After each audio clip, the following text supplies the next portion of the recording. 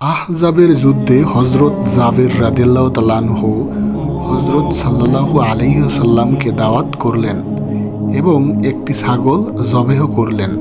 হুজুর সাল্লাল্লাহু আলাইহি ওয়াসাল্লাম সাহাবায়ে কিরামকে নিয়ে যখন ঘরে গেলেন, তখন তিনি খাবার এনে হুজুরের সামনে রাখলেন। হুজুর সাল্লাল্লাহু আলাইহি ওয়াসাল্লাম দেখলেন যে খাবারের তুলনায় মেহমানের সংখ্যা অনেক বেশি।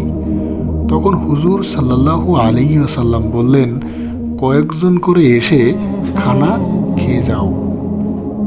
এভাবে কয়েকজন করে খেয়ে সবাই বের হয়ে গেলেন। হজরত জাবের রাদিয়াল্লাহু তাআলা আনহু বললেন, হুজুর আগে থেকে বলে দিয়েছিলেন যে কেউ যেন মাংসের হাড্ডি না ভাঙে এবং এদিক সেদিক ফেলেও না দেয়, সবগুলো যেন এক জায়গায় রাখে।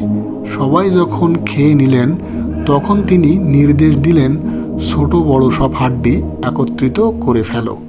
অতঃপর তিনি তার পবিত্র হাত মোবারক এগুলোর উপর রেখে কিছু পাঠ করলেন।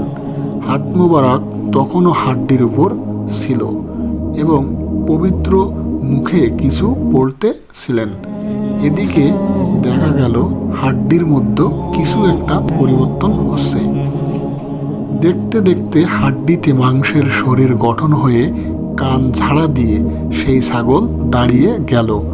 হুজুর বললেন, জাবের, তোমার ছাগল তুমি নিয়ে যাও।